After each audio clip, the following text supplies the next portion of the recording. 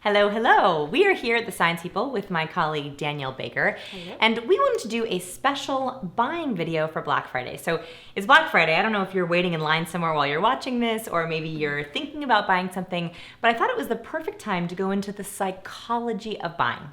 Author and sales guru Jeffrey James maintains all buying decisions stem from the interplay of the following 6 emotions. So we're going to go through these emotions one by one. And I want you to think about an upcoming purchase you're thinking of making or a purchase you've recently made, and think about which emotion sounds more like you to make sure that you're making the buying decisions for the right reasons. So the very first one, the naughty one, is greed. Basically, if I make a decision now, I will be rewarded. So I have a perfect example for this. I recently bought a hammock, and I wanted that hammock so bad because I was like, I'm gonna reap the rewards of having an excuse to sleep outside. And really, when I was seeing those prices on Amazon, I was like, it doesn't even really matter how much this hammock costs. I want it. Yes. I wanted it in my house. So that was totally a greed purchase for me. And it's funny, just a little brain science for you too. When we purchase something new or we experience novelty, it activates the dopamine neurotransmitter. So we feel so good when we buy that new dress or get that nifty new electronic or sleep in that hammock. It actually fires in the brain. Yeah, and so this is a perfect tie to greed because you actually were greedy for that pleasure. I got pleasure out of that hammock before it ever even got to my house. So greed is the first one. The second one is fear. If I don't make a decision now, I'm toast. This is the perfect example for Black Friday sales, right? They are preying on your fear. They're telling you, oh, if you don't get it now, you'll never get it again. And this is why people wait outside for hours because they're afraid they're gonna miss out. Exactly. So I even worked in retail in a former life and saw fear on so many of the customers thinking, gosh, if I don't get it now, I'm missing out on the opportunity. I'm missing this low price, or they might be completely sold out. And I've seen this, so the outlets, that we live in Oregon, and the outlets sadly is, I think, the most visited tourist place in Oregon. I know, it's because we have no sales tax. And when you go to the outlets, it's kind of a schlep. Like, it's kind of far, you have to park, and it's a pain in the butt. When you get there, you're like, okay, this shirt isn't that great, but I drove all the way out to the outlets and it's so cheap. If I don't get it right now, I'm gonna miss out. That's fear. So don't let fear drive your buying decisions. The third one is much better. We're gonna go more positive, altruism. If I make a decision now, I will help others.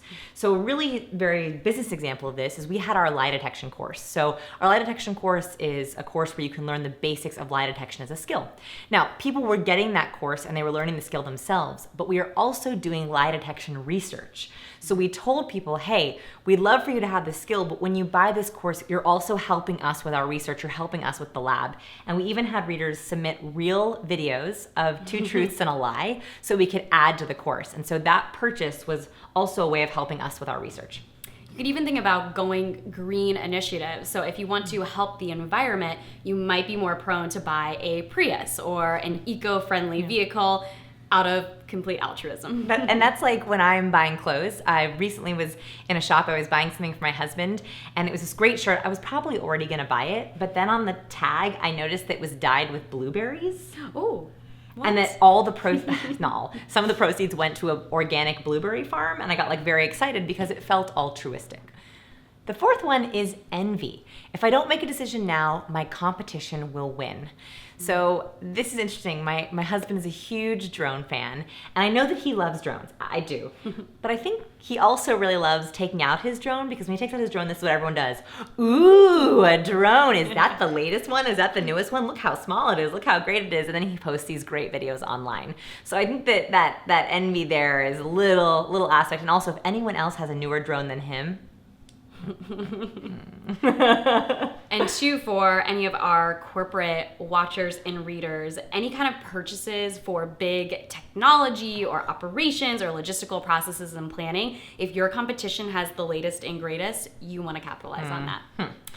The fifth one is pride. So if I make a decision now, I will look smart. There's one quintessential example of this. Yes, the early adopter. So all of you iPhone loving people waiting in line to get the latest and greatest one, You want people to think that you are great, and there is a lot of pride and emotional energy associated with that because you want to have the new thing. Yeah, and there's also brand pride there, right? Like we even have early adopters of Science People where we frequently offer beta versions of our course. We're going to have a recent People School, a beta class, and that we got early adopters who wanted to be able to say, I was in that first class. There's a lot of pride there too. So we are so grateful for all of our Science People early adopters as well.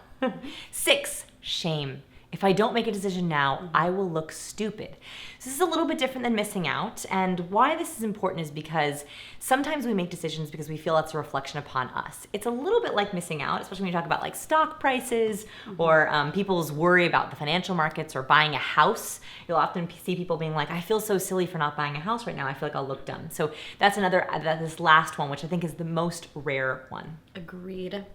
So those are the 6 emotions. What you can do with these is the next time that you are making a purchasing decision on Amazon or at the mall, take just an extra second to think through your personal emotions and see if you're hitting fear, shame, pride, envy. And also keep in mind that retailers are thinking about those emotions as well. And they're preying on them.